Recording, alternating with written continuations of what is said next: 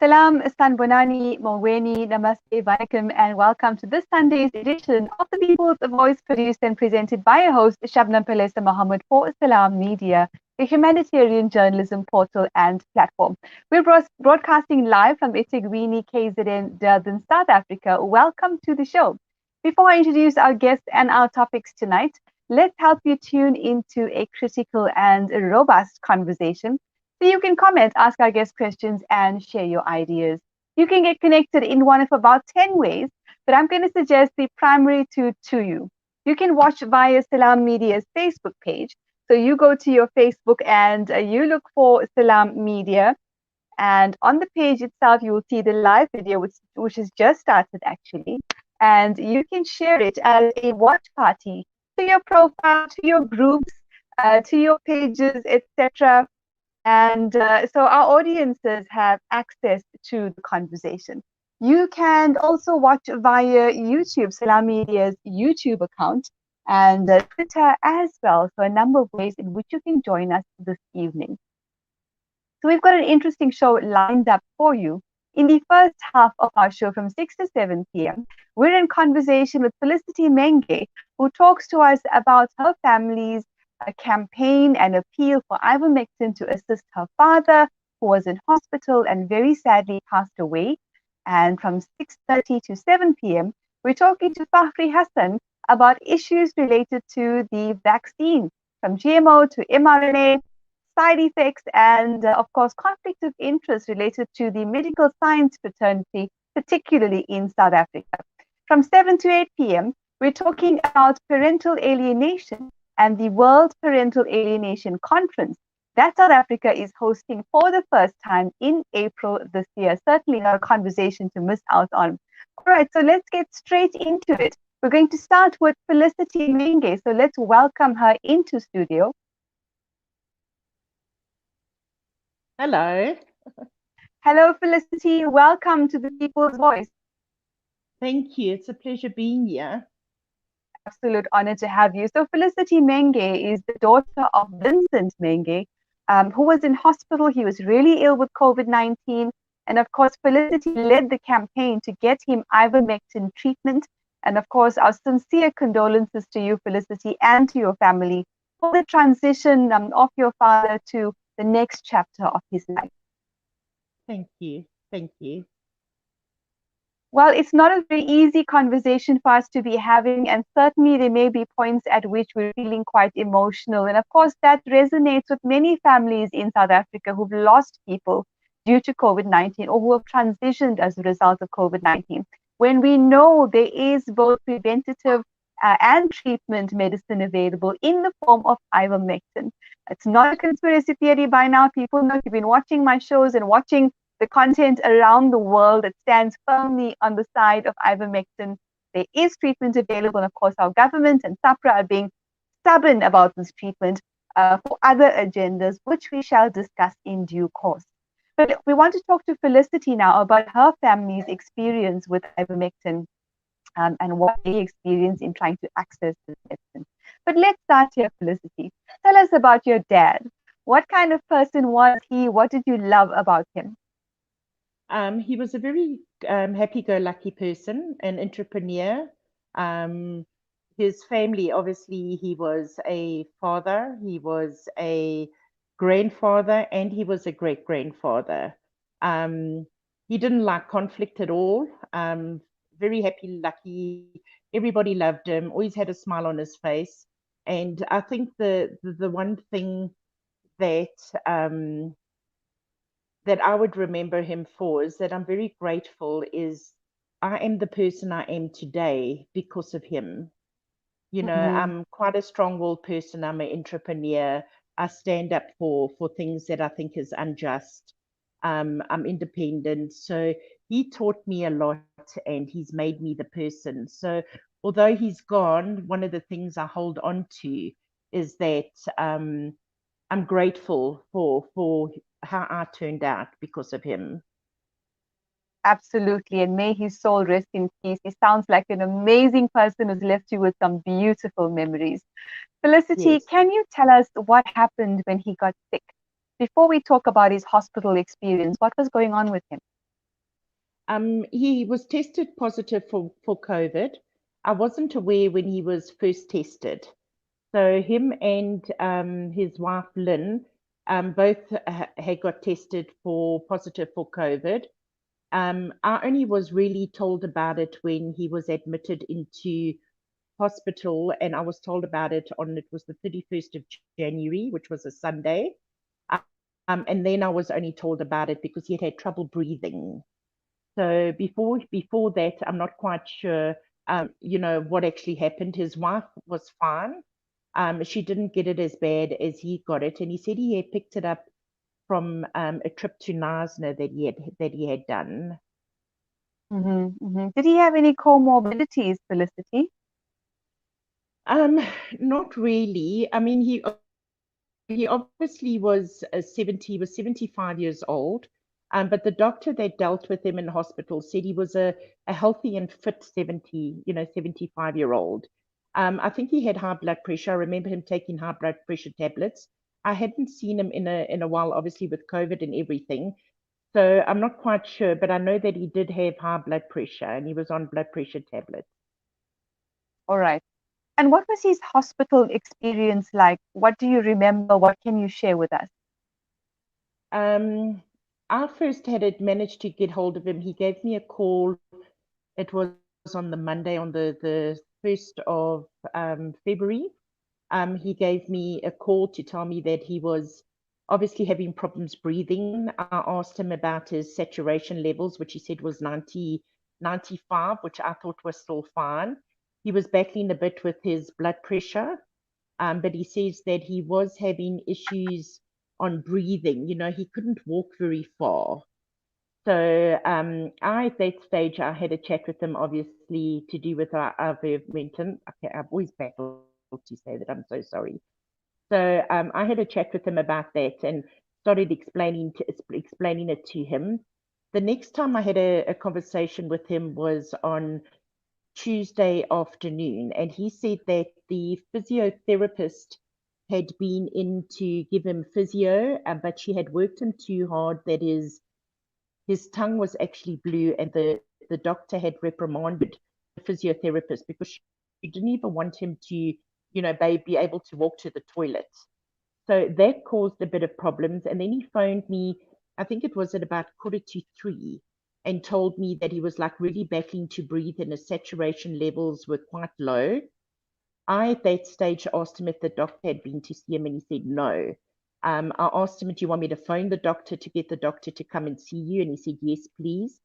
So I phoned around and I got hold of the sister in the ward, and I phoned the rooms, and she said that the doctor was in the wards doing their rounds. So I said to her, please, she needs to urgently go to my father. He's not doing well.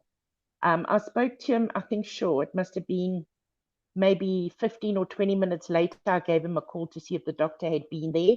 And he said, yes, I had. At that stage, his saturation levels had started dropping quite drastically to about 87, 86.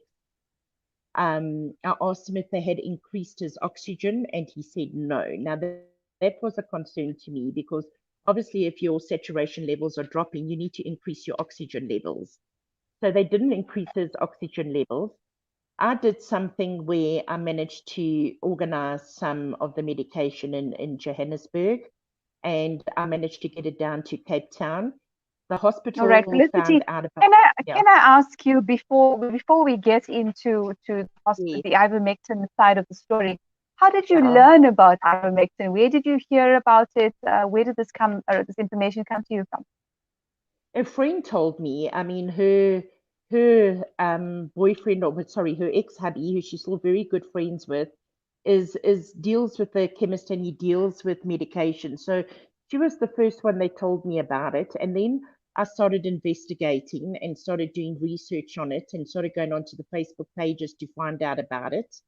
I then got hold of my aunt. She had done investigation as well, and then I started talking to people. And I started like looking at YouTube videos, following up on international, what they've done with it. And that's where I started finding out about. I started doing my own research to find out exactly what this medication was. Mm-hmm. All right, absolutely. So one has to be well informed and have take that initiative and find out what is there available that can help people. Exactly. Yes, What was exactly. the hospital's reaction, Felicity, before we talk about what you did to convince them? When you Yeah. spoke about it to the hospital or to the doctors, what was their response to you? They were very anti. They basically told me that it was an animal drug and they do not allow animal drugs into the hospital. They told me that if anybody brings in that medication into the hospital, it's actually a criminal offense. They were extremely anti. They didn't even want to discuss it with me and they were quite aggressive with it. But I picked it up. It was more personal opinion than it was. Nobody had investigated, so they'd obviously heard about it within the hospital, but it was more of a personal opinion, and you could hear they had done no research on it, but they were very, very anti it. Mm-hmm. Of course, all we were hearing in sort of the mainstream space was animal drug, toxic, etc. That was the message that was being pushed Exactly. out all the time. Yes, So but it that's only appears that by, would have influenced them. yeah, that's mainstream media for you. Mm-hmm. All And right, it wasn't the so truth. Yeah. it wasn't the truth. That's exactly it. What was done to convince them, Felicity? How did you manage to convince them that this treatment is necessary? You demand it be administered. Well, I came across your page. Somebody recommended your page to me, so I eventually found my way to your Facebook page, and then I started reading up on things there.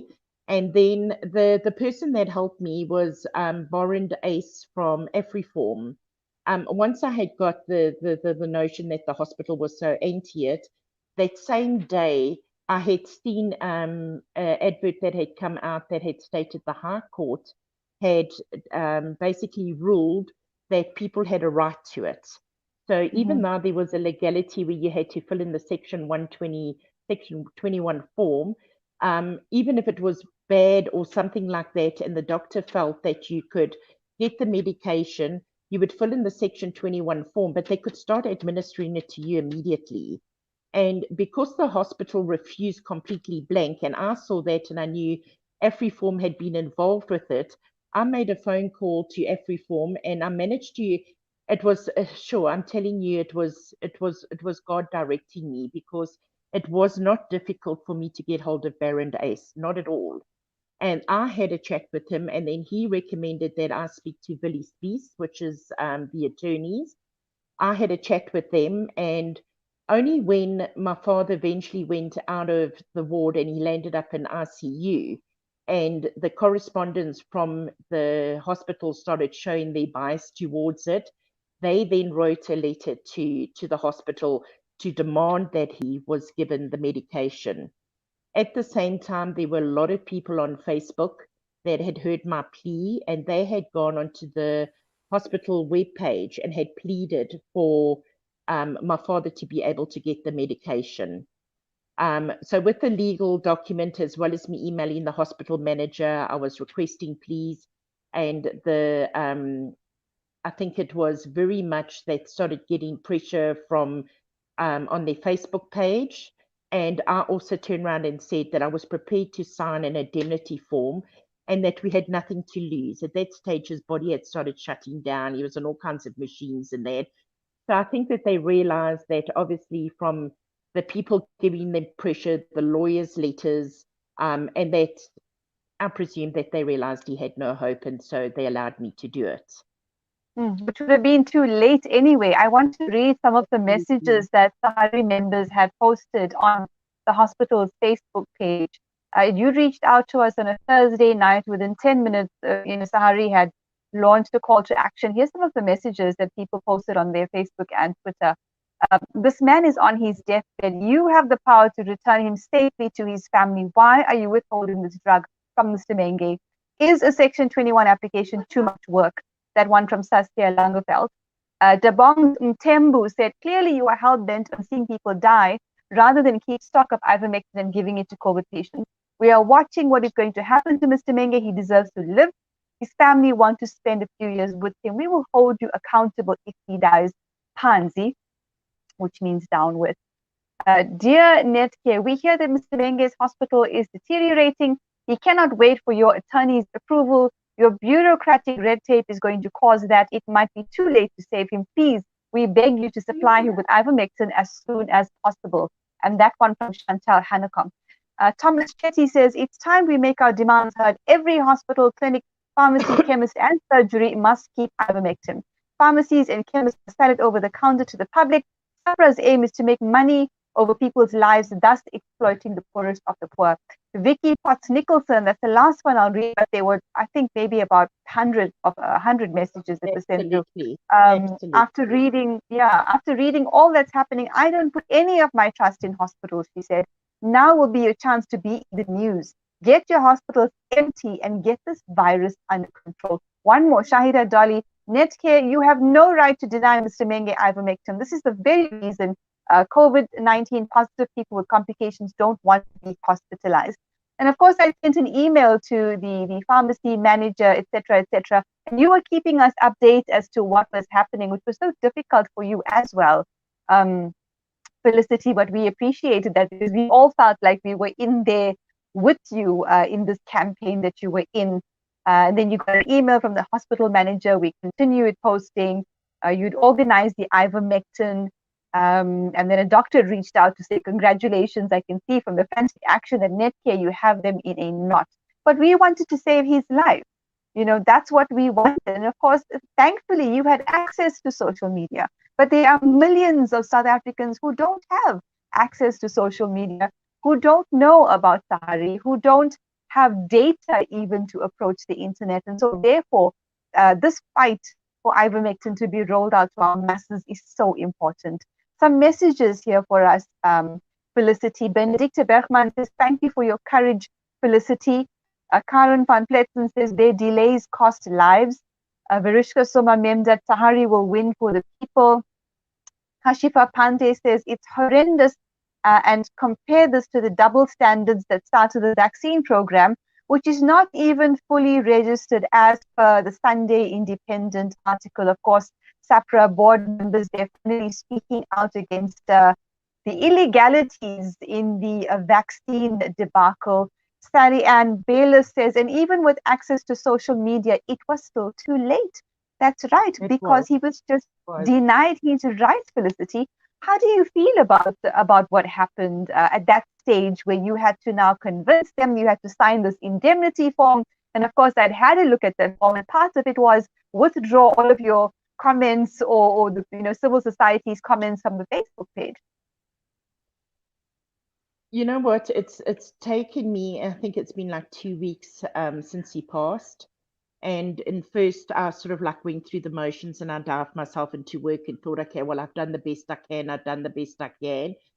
But the more lately that I've been thinking about it, I've started getting like a little bit angry, because if he had been given it on the Tuesday when it was requested, I honestly believe 100% he would not be dead right now, if you want me to be totally honest with you.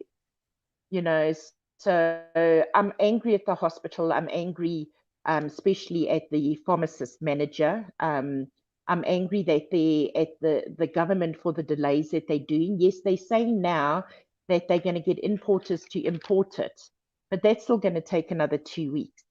From the time of the court order till when they released this latest release, which is yesterday or today. I mean, that's a long time, and it's not only my father that went through this. I mean, if I have a look just on the social media post and that, I'm not the only person that is going through this. I'm not the only person that has fought and had loved ones that have passed that have been told that they cannot be administered it. But how was he administered, Felicity? I mean, did the hospital do the administration, or did the family have to do it? No. Yeah, family had to do it.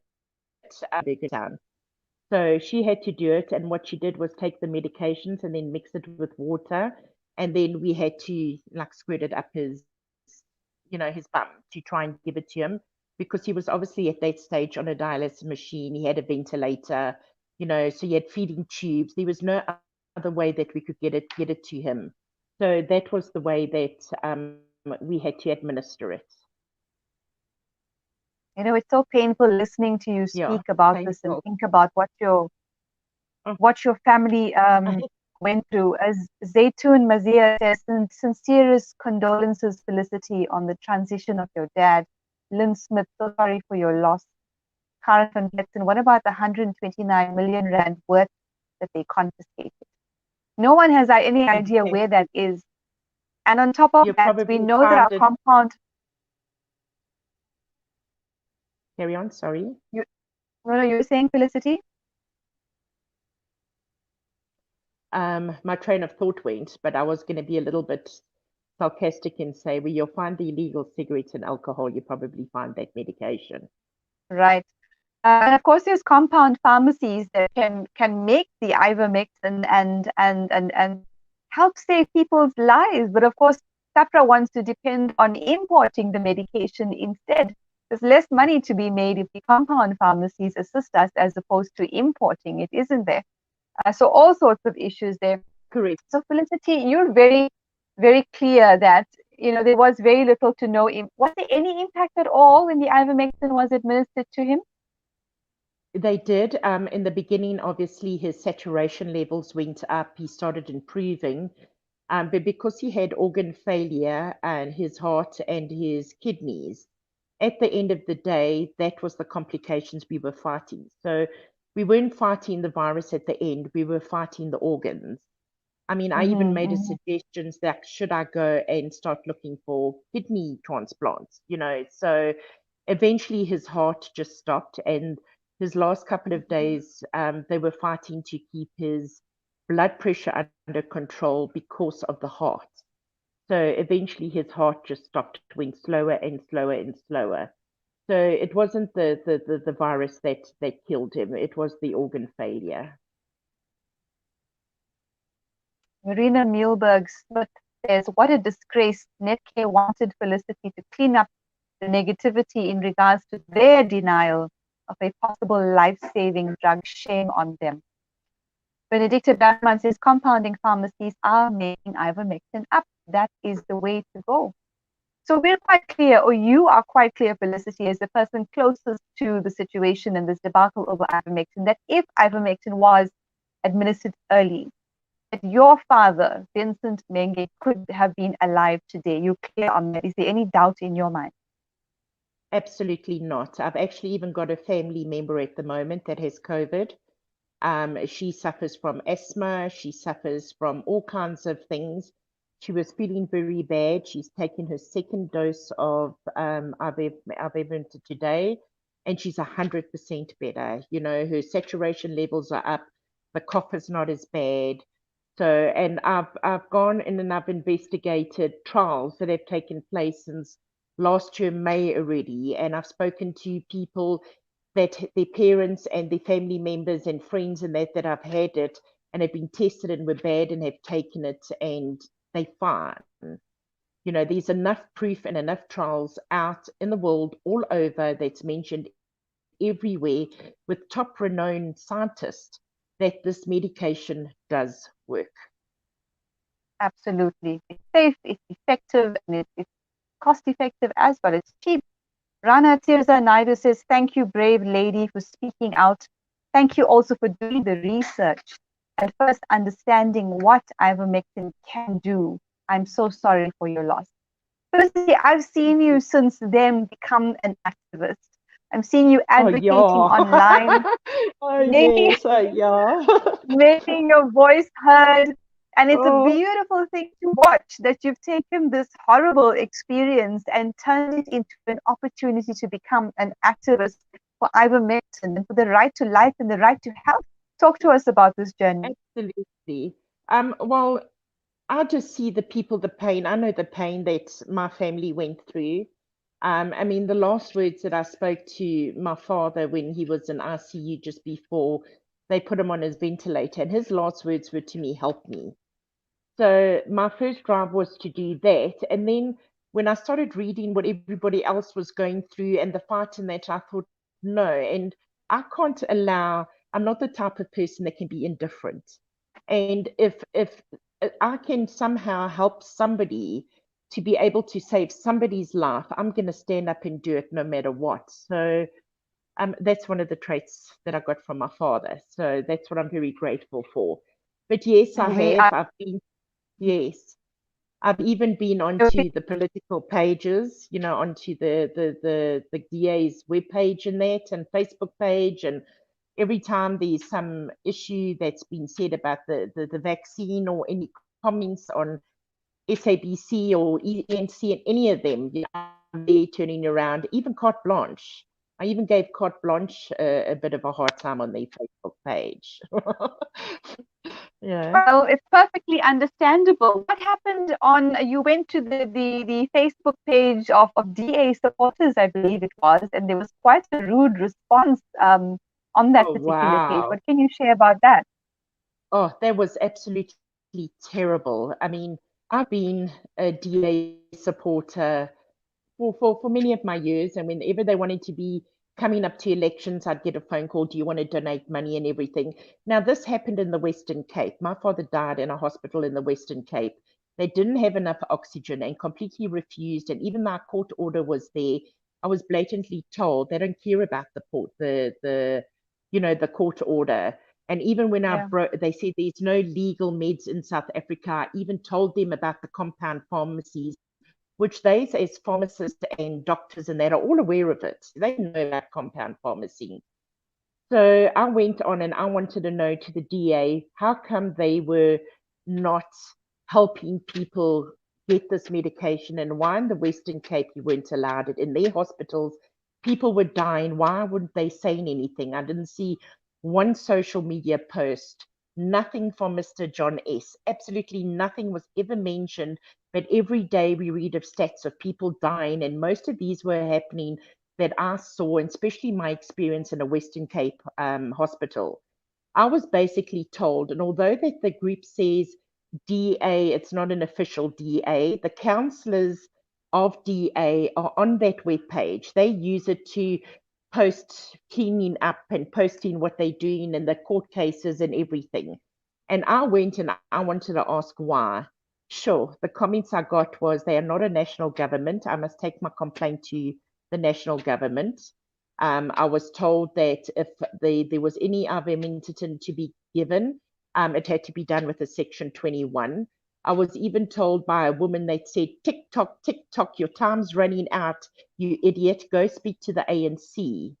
And all along, the councillor that was in her post, she was liking and commenting. So they were reading my comments and they were agreeing to it. I promise you, the DA, I am so disappointed, and I will never give them my vote. And I think their response to this is absolutely disgusting. I'm sorry to say. They've really upset me. Well, and rightly so. And you have a right to your experience and your view and your position now. We know that the major political parties have failed the people of our country when it comes to COVID-19, from treatment to resources to capacity to corruption. It's a complete disaster. More comments here.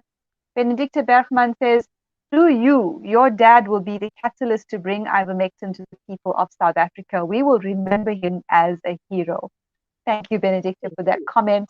Zaytun Mazia says, way to go, Felicity. We are so proud of your courage.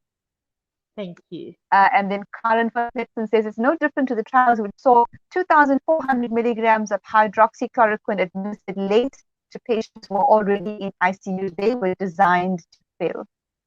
Varishka Soma Memdat said, we cannot depend on political parties. The people must rise. We've got about a minute to go, Felicity. So I want to ask you, what is your message to the South African government, SAPRA, and the scientists blocking ivermectin? And then one last question after that. They need to stop dragging their feet. They really do. So now that they playing media and saying that they're giving permission now for it to be imported, they should have done this a month ago with the court order. So they're dragging their feet, and then when they bring it in, what are they going to do? It's going to take another 2-3 weeks before the hospitals can get it. They need to stop messing around, and they should be held responsible for every death that has taken place since that court order was given out, as far as I'm concerned. Absolutely, and not only agree that, with they you. need to Yeah, and they need to let the compound pharmacy guys make that medication. They're legal to do it, to get it out cheap and get it to every single person in South Africa. The way they're going to bring it in, it's going to be so controlled, the pricing's going to go up, and it's just not going to be beneficial for the people of South Africa. That's my personal point of view. 100%. And finally, what's your message to the people of South Africa and to advocacy groups like Fahrie? Go get your medication. Don't care. Go and get it. Keep it in your fridge. Keep it in your cupboard. Get it. The guys that are suffering from high blood pressure, asthma, everything, start taking it as a preventative now. I mean, if you have a look at our stats are down to 30,000, what do you call it? 30,000 cases of COVID right now. We shouldn't even be in lockup on 30,000.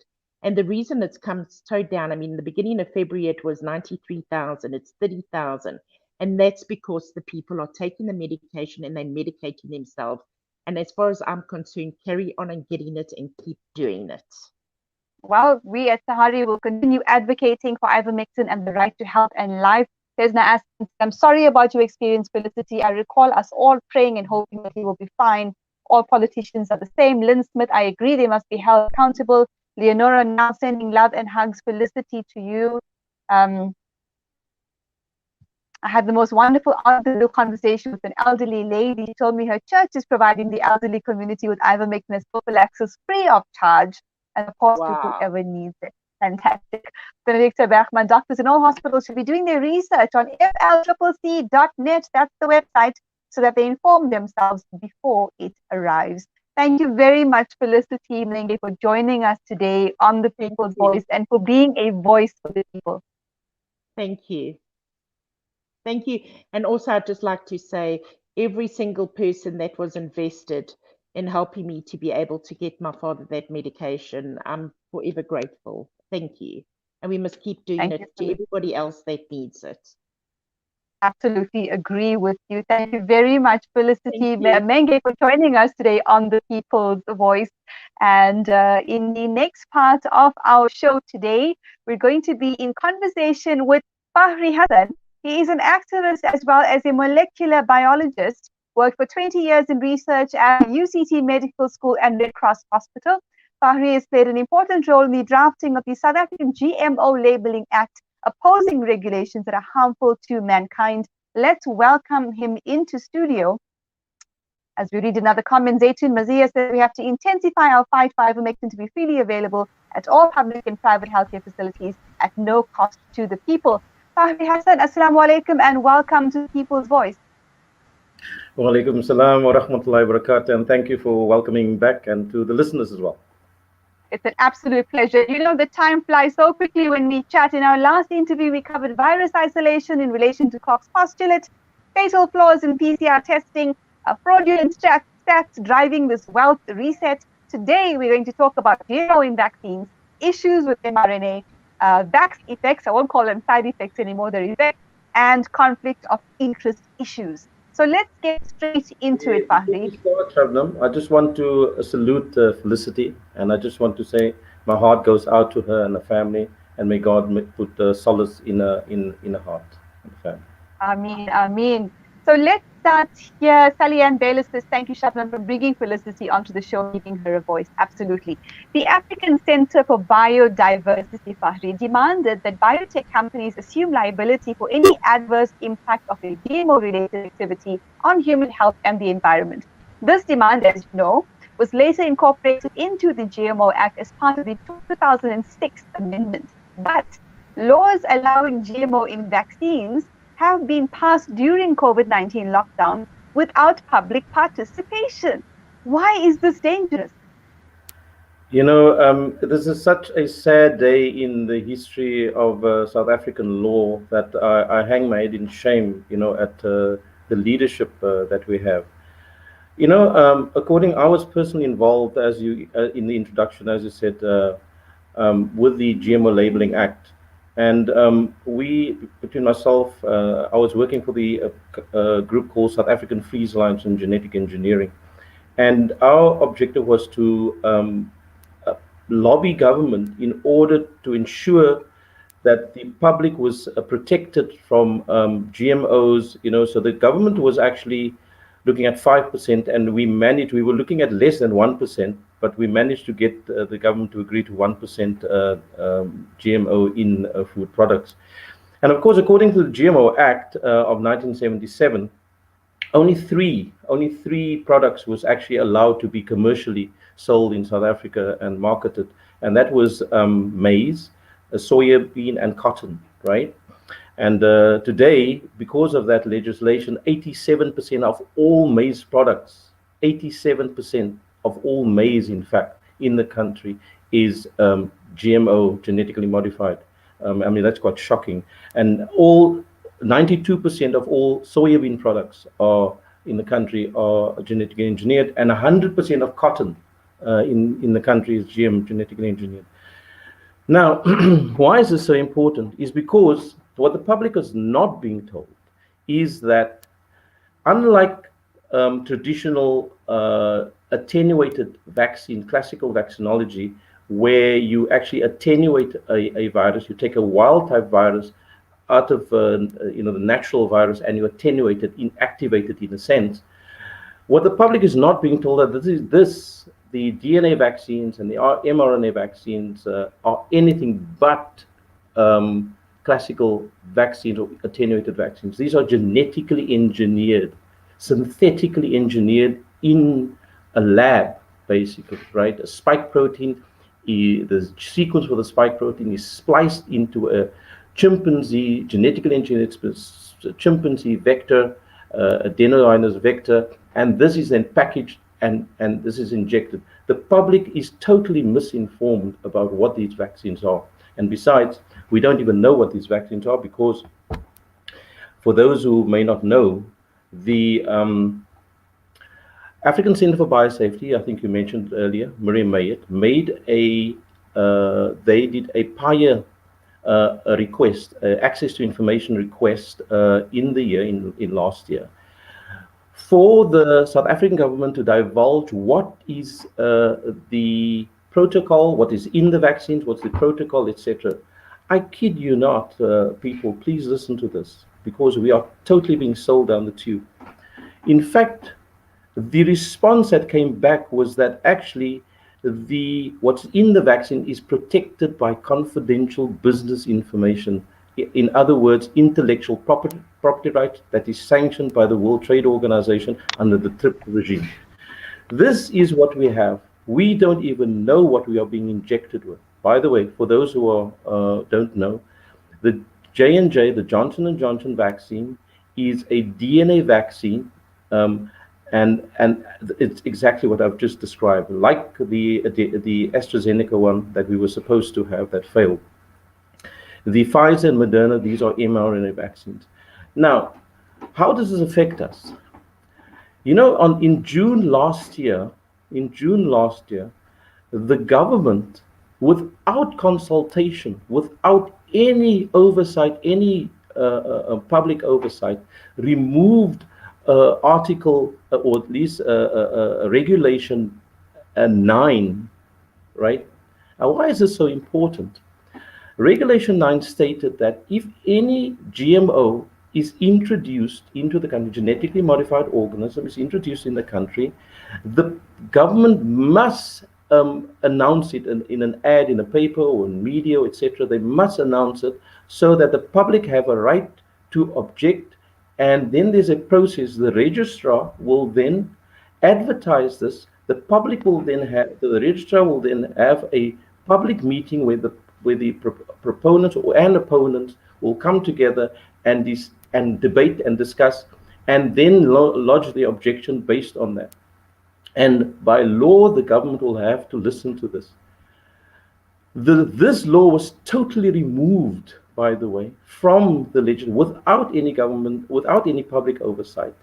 And what happened was, in place of it was introduced a regulation which stated that, and I'll read it for you. It says, Regulation 9 of the regulations, the provisions of Regulation 9 do not apply to applications made in respect of genetically modified organs aimed at addressing, preventing, and combating the spread of a pandemic in an instance where a national state of disaster has been declared, effectively rendering public participation and the right, our human right, has basically been taken away. Effectively, it means that this amounts to the suspension of our rights, basically, and this is the words of Miriam May. I mean, this is a travesty. This is tyranny, actually, in my opinion. It is tyranny, and it's a crime against humanity. We know that GMOs are scientifically proven to be dangerous for us.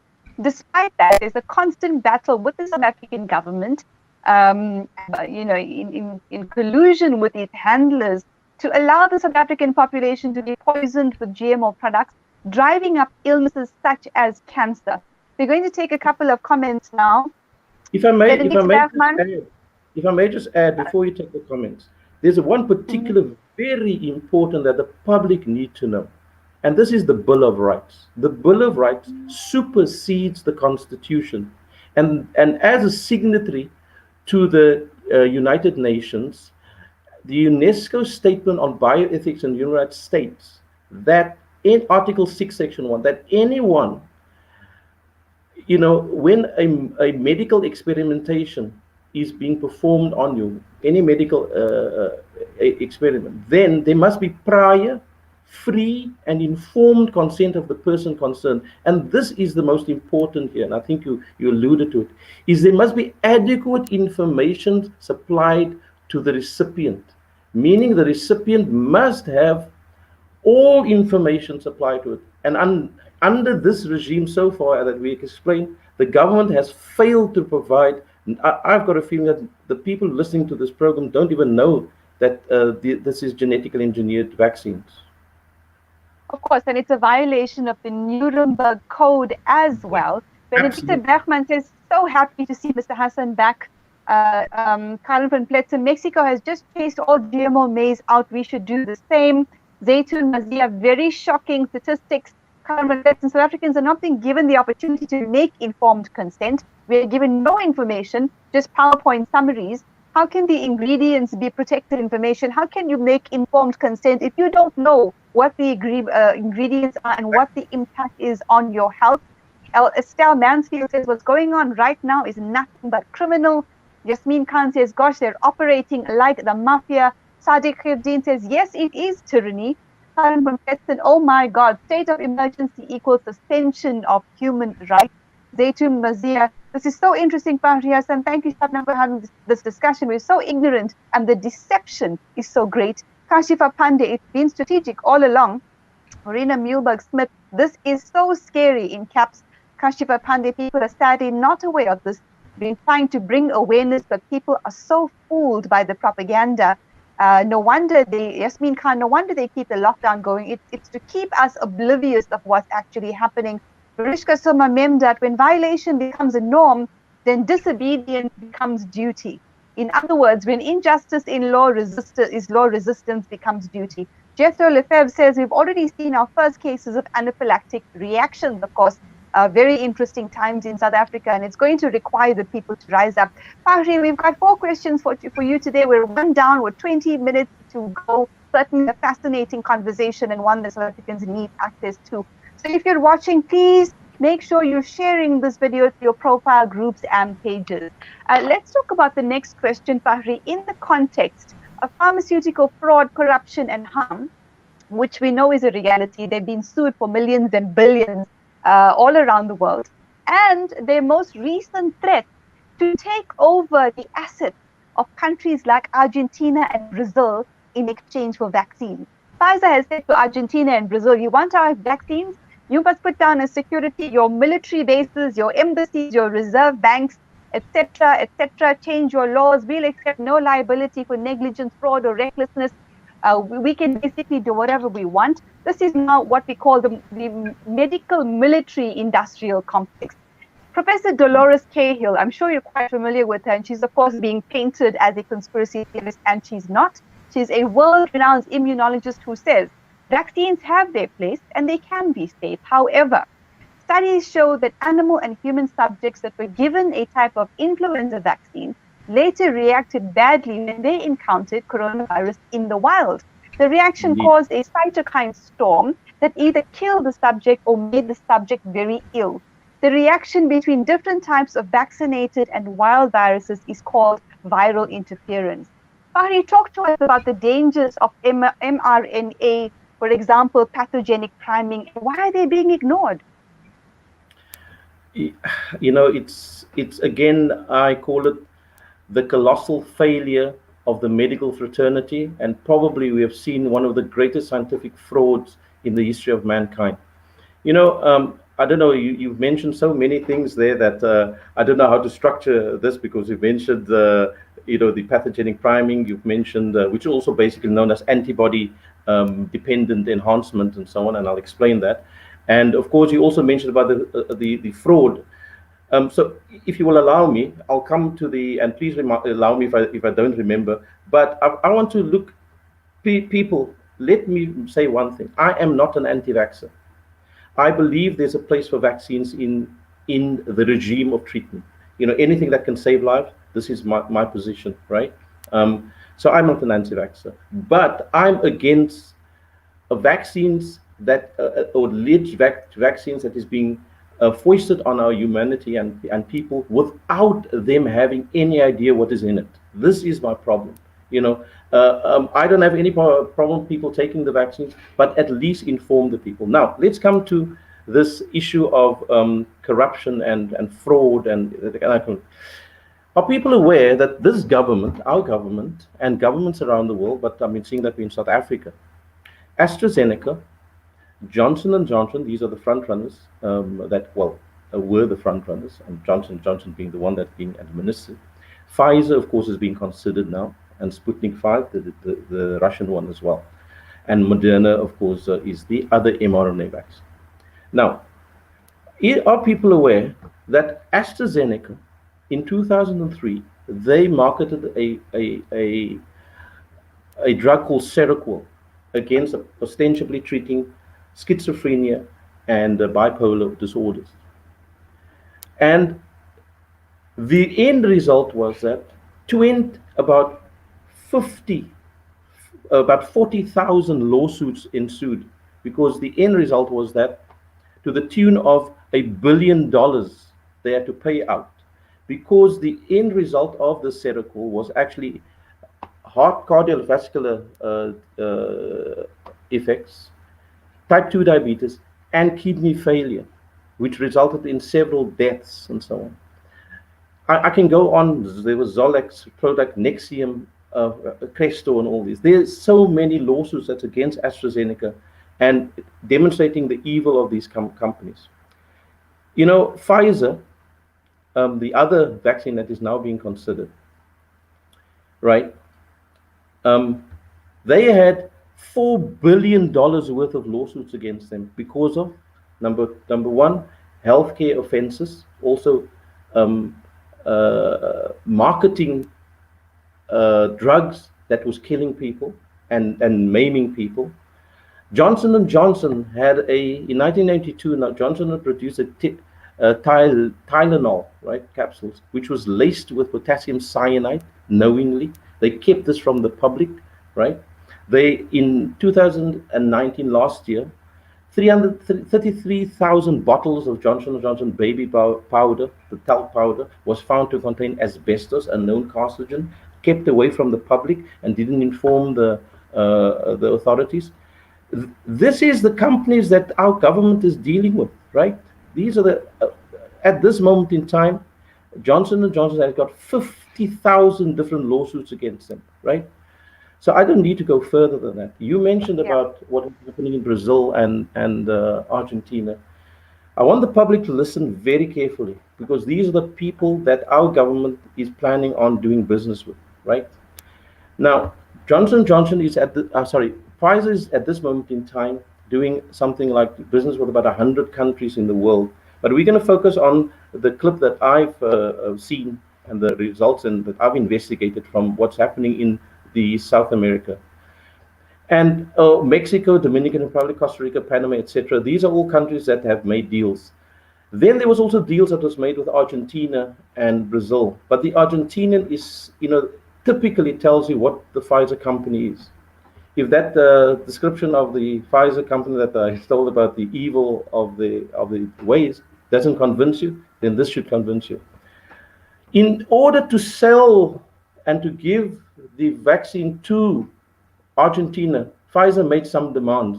They, in fact, holding the government to ransom. They said, we want to be compensated. Pfizer said, if we give the vaccines, we want to be compensated for any future lawsuits. And what does that mean? It meant that if someone sues Pfizer due to severe adverse events, compensation will be paid, guess by who?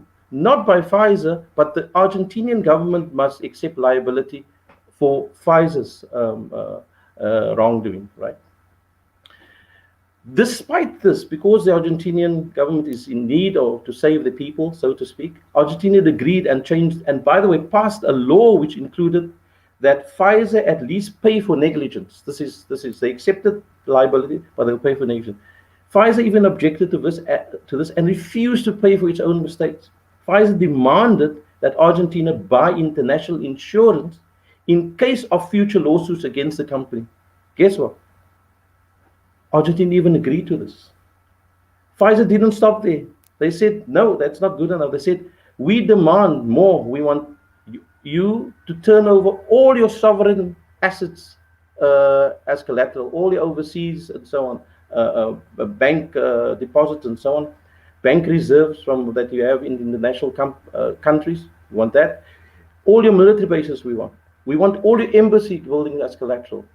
Effectively telling Argentina to sell their sovereignty. And of course, exactly. If it's not organized crime, what do we call it? Fahrie, we've got about 8 minutes and 2 questions to go. Zaytun Mazia says, I had no idea the vaccine had GMO. It's bad enough that the majority of our food contains GMO, and now the vaccine. This is mind-blowing stuff. Leonora Nell, if you read this, you'll see the stage is set for mRNA. There's been a multi-billion-dollar desperate need for a market pre-COVID, and she provides a link there. We've got 2 more questions, and they're very important ones, Fahrie. Effects, especially serious effects of censored, downplayed, or manipulated. That we know that's happening. Of the reported stats on the Open VAERS website, only 1% have been reported because there's no active drive to find out the effects that people are experiencing. Talk to us about the more serious effects on VG access and Open VAERS, as well as the risk of long-term autoimmune disease that people won't be able to sue for. Exactly. So you see, earlier you mentioned about viral interference. I think this is critical that people need to know. You see, there were studies done, and now you can understand in my explanation, and you'll find out why they skipped the animal trials and went straight to phase 3 trials. Because in the SARS, and why there was never a vaccine against SARS, because there were three trials done, right, for SARS. Well, one was a chimpanzee study, one was a murine, meaning mouse study, and the other was a ferret study, right? What happened was they challenged the ferrets, the monkeys. Let's start with the monkeys. They challenged the monkeys. They sprayed them in the eyes, they sprayed them in the mouth with SARS, and sprayed them in the eyes and so on, etc. What happened was, except for one monkey that developed SARS-like symptoms, which was only hypoxia, basically. The others all died due to lymphoadenopathy, meaning their basically spleens and everything was shot, organ failure, basically. All the others died from kidney failure. Basically, they were basically pathologies that was unrelated to the vaccine or the SARS and so on. Anyway, that's the one. The murine study, the mouse studies, all the studies that was injected with the SARS, all of them died within 2 days, 3 days, right? All of them died. The ferret studies, when they were challenged with the SARS-CoV-2 supposed vaccine, all 100% of the ferrets died, and when they were autopsied, they found that from the brain hemorrhaging and the atrophy in the brain, meaning the killing of the brain cells, all the organs, heart was atrophied, kidneys were atrophied, there was basically complete organ failure. Now you can understand why, and then they kept this away from the public, you see. And now they want us to believe that SARS-CoV-2, which is basically a mutant version of SARS, will work, you know. And now we can understand why they're going the DNA, or should I say the genetically engineered vaccine route, right? Now, why is this so important? Because you see, when you mentioned earlier about viral interference, what that specifically means is that when the spike proteins produced supposedly by this vaccine in the cells, and it now generates an immune response, antibodies, and of course your T cells and B cells then produce the immunity, right? In the future, 3 months, 4 months, 6 months, maybe a year from now, when a wild type virus, a SARS-CoV-2 is encountered in the environment, in the system, and enters the body, the body is now primed and supercharged. But what happens is this, because it's different, it could circumvent the immune system and enter the cell. What happens is the cell, the immune system now sees this as self, you know, being part, and it starts attacking your own cells. And basically, you would have eventually organ failure. Eventually, this is how it works: organ failure, and eventually death. So I predict, and I pray not, but in 6 months and a year from now, you're going to have, in my opinion, deaths, and then they're going to attribute it to other causes, not to the vaccine. And this is a sad thing about what we are not being told. Absolutely. Fahrie, I've got a couple of comments here saying we've got to bring you back for another show. I absolutely agree. As I was thinking it, people started typing here. Marina says people have got to stand up and stop this, but we're kept in the dark most of the time. It's like a Trojan horse. Marina, Rana says, I feel violated. Sally Ann Bayless, it's insane. How is this possible in this day and age? We've got literally a minute left, Fahrie. Can you give me I don't think it's possible, but my last question was, in your 416-page presentation on C19 facts and myths, you included information about funding issues and conflict of interest red flags in South Africa. For those who are unaware, I mean, this is a massive issue. We're going to bring you on for another show, but we're going to talk about how ethics in science works, why conflict of interest in science, and in particular in vaccines, is a human rights crisis, and how we've got funding issues and conflicts of interest red flags, and these have impacted on COVID-19. Can you give me a 1-minute position statement? But I will bring you back, and only you back, to talk about specifically conflict of interest issues in medical science and vaccines in South Africa. I was going to ask you, how many hours do we have? We'll have to bring you back. This is such an important part of the conversation that we are not having, right? Let me, in a nutshell, one, our government and our rollout, vaccine rollout, our lockdown impact has all been hijacked by the World Health Organization and the Bill and Melinda Gates Foundation. Let me explain. Professor Salim Abdul Karim, paid by the Bill and Melinda Gates Foundation as a principal, senior advisor to the Bill and Melinda Gates Foundation. He's on the World Health Organization, yeah, as part of the HIV task team. He gets paid for that job, right?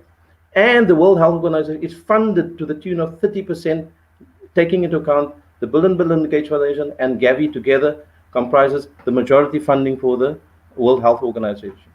South African Medical Research Council, which Professor Salim Abdul Karim was between 2009 and 2014 was the head, received 342 million rand from the Bill and Melinda Gates Foundation.